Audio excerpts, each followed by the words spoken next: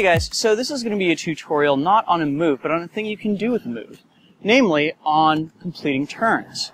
Now, I've talked a bit in my tutorials before about how you can complete turns in different timing and direction combinations with your poi, but one thing that got left out of those videos that the more I teach people, the more I realize it's really important is kind of the body mechanics behind how you do these turns.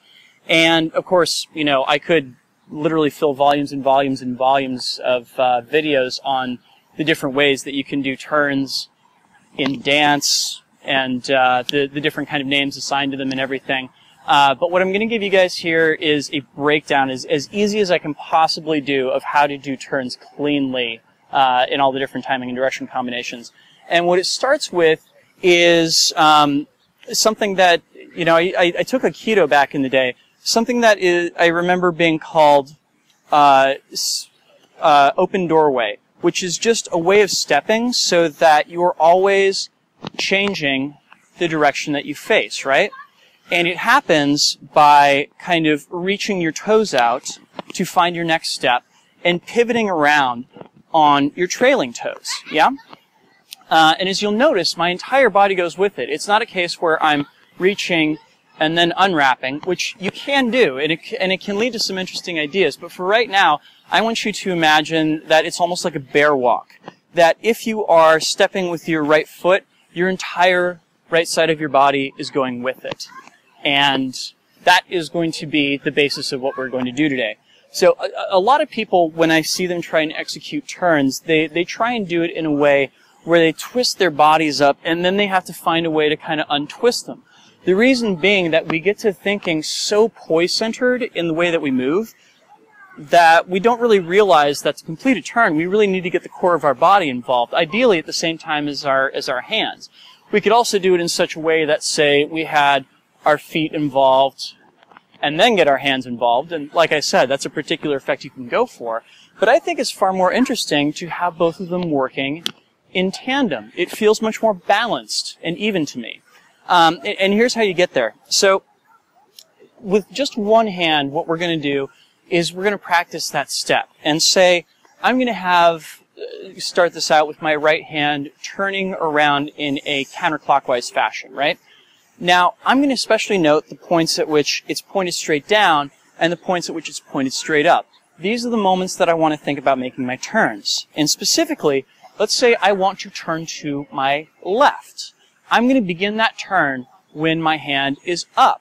And what that's also going to tell me is, and this is important, I'm going to pick up the opposite foot. If I'm turning left, I'm stepping with my right.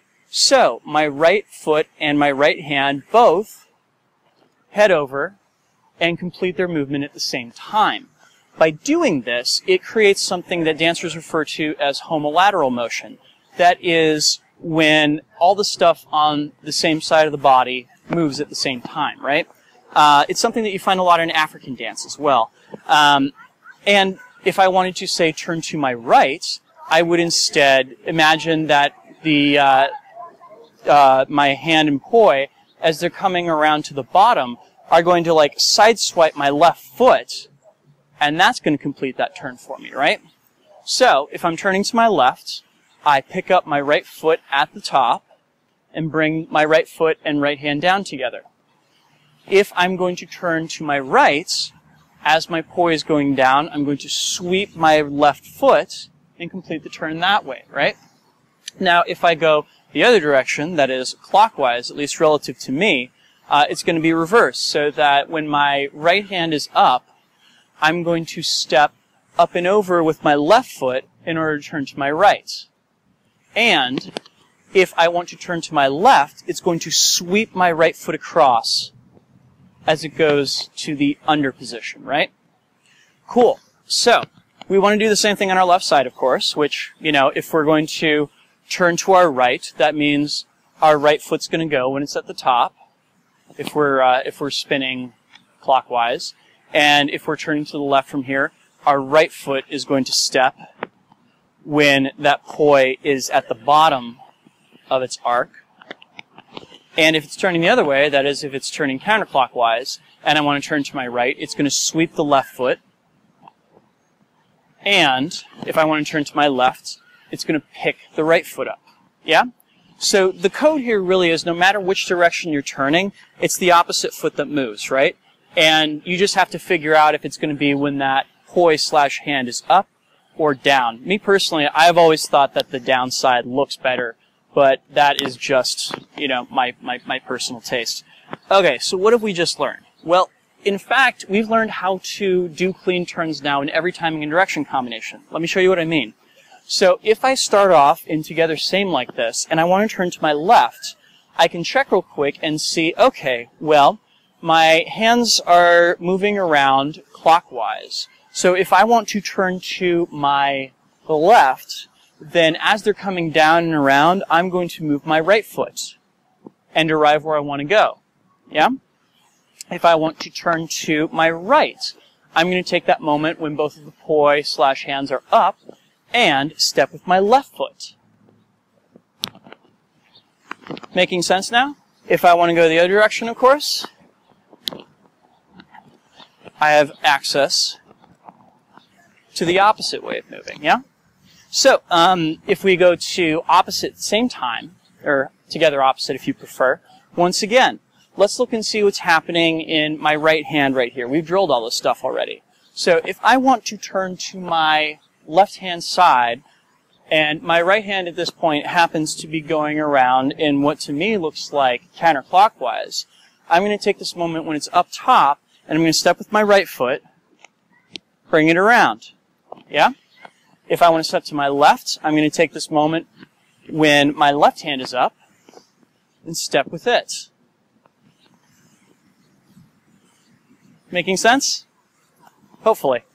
And of course, when I'm going the reverse butterfly, I sweep my right, or I sweep my left in order to complete that turn. If I'm going split time opposites, again, I want to pay really close attention to which direction I'm going to turn and which hand kind of initiates that turn. So if I'm turning to the left, it's going to be when right hand is up, I move my right foot. If I want to move to my left, I wait until my left hand is up and I move my left foot. Make sense? And of course, when I'm doing split time same direction, this is a special case. And to be perfectly honest, I usually just turn across my body in a way that doesn't require me to move my feet at all. And after I've completed that turn, then I'll take a step and move across the open side of my body.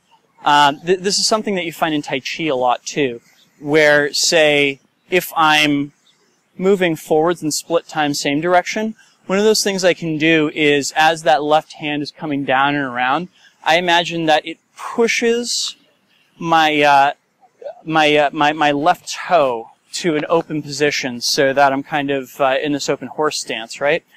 And when my right hand comes through, it will push the toes on my right foot so that I've now reversed the stance. If I want to go back the other way, right hand moves the right toes, left hand moves the left toes, like so.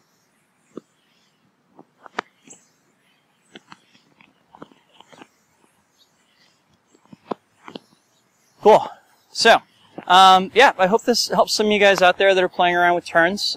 These are some of the simplest ways I know to break it down, and God only knows if you guys found this helpful. I'd be more than happy to post another tutorial on things like rondagens and fouettes and the like, and how they can be used with poi too.